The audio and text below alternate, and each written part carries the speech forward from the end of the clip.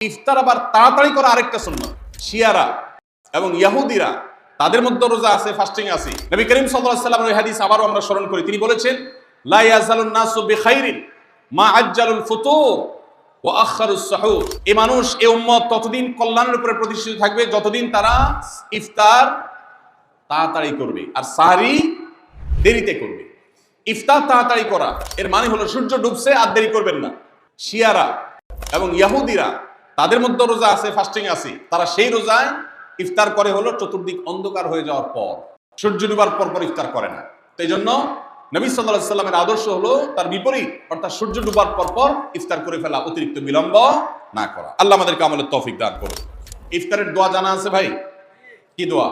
আমরা একটা দোয়া কমন জানি বাংলাদেশের মানুষ, সেটা হলো আল্লাহুম্মা লাকা সুমতু আলা রিজকিকা আফতারতু। এটাও হাদিসে বর্ণিত হয়েছে, কিন্তু হাদিসের সনদ নিয়ে অনেকে কোনটা নিয়ে আলাপ তুলেছেন, প্রশ্ন তুলেছেন।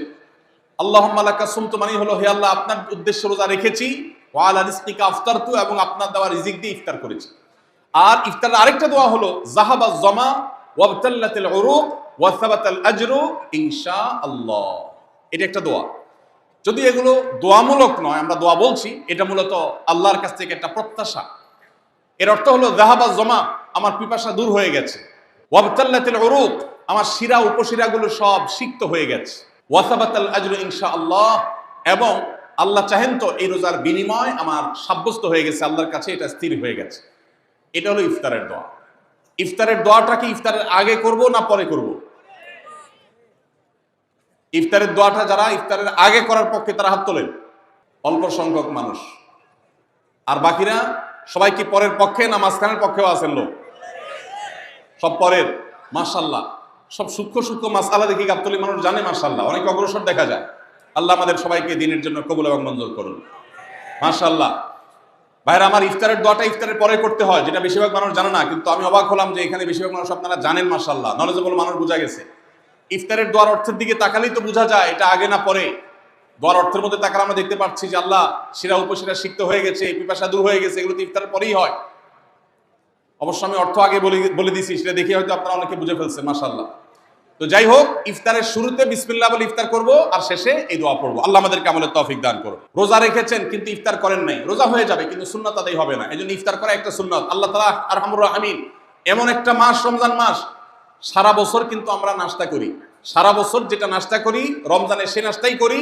পার্থক্য হলো সারা বছর নাস্তা করি সকালে, রমজানে নাস্তা করি সন্ধ্যায়। মানুষ দীর্ঘ সময় না খেয়ে থাকার পরে যে খাবার খায় সেটাকেই ব্রেকফাস্ট বলে, সেটাকেই নাস্তা বলে। আরবিতে যে ইফতার বলা হয়, এই ইফতার শব্দের অর্থ কিন্তু নাস্তা। ইফতার শব্দের অর্থ কি? নাস্তা। সারা বছর নাস্তা খেলে কোনো সওয়াব হবে, কিন্তু রমজান মাসে আপনি যদি সারাদিন উপবাস থাকার পর সন্ধ্যায় ব্রেকফাস্ট করেন, অর্থাৎ ইফতার করেন, তাহলে আল্লাহ তাআলা আপনাকে সুন্নাত পালন করার সওয়াব দিবেন। এই জন্য ভাই, ইফতার করা একটা সুন্নাত। সাহরি এবং ইফতারে খেজুর খাওয়া, খেজুর দিয়ে সাহরি ইফতার করা।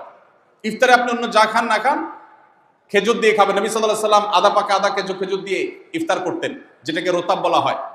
আর যদি সেটা না পাওয়া যেত, সাধারণ যে কোনো খেজুর, সেটাও না পাওয়া গেলে একটু পানি খেয়ে তারপর তিনি ইফতার করতেন। আমরা ইফতারে খেজুর খেতে হয় সুন্নাহ, এটা আমরা জানি, কিন্তু যেটা জানি না সেটা হলো সাহরিতে খেজুর খাওয়া। ভোর রাতে সাহরিতে খেজুর খাওয়া সুন্নত। এটা আগে কে কে জানতেন? হাত তোলেন। আগে জানতেন? মাশাআল্লাহ, হাত নামান।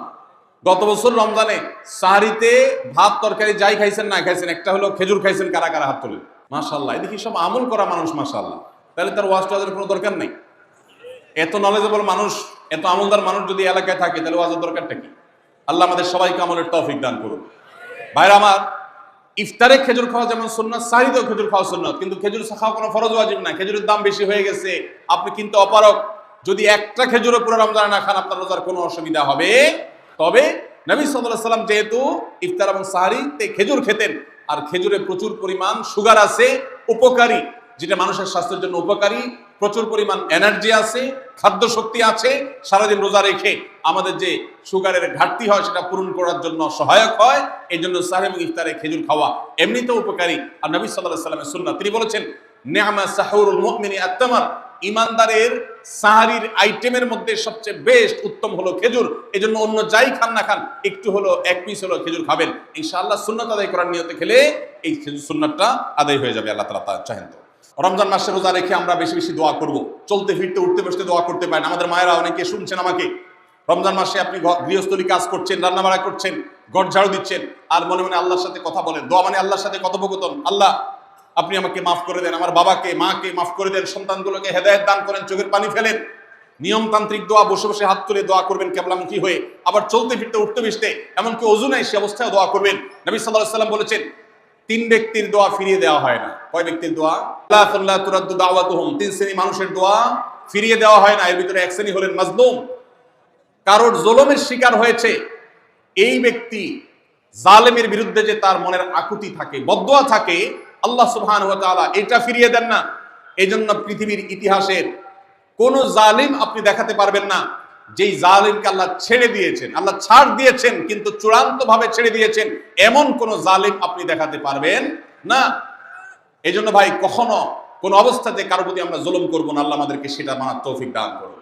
তাহলে 3 ব্যক্তির দোয়া কবুল হয়, ফেরত দেওয়া হয় না। তার ভিতরে একজন হলো মাজলুম, যার প্রতি আপনি জুলুম করেছেন, সে আপনার বিরুদ্ধে যে বদদোয়া করে, এটা লাগবেই লাগবে, আজ হোক আর 2 দিন পরে হোক। নাম্বার 2, মুসাফির, যে ব্যক্তি সফরে আছে, সফররত অবস্থায় সে যদি দোয়া করে, সে দোয়া আল্লাহ তাআলা কবুল করেন।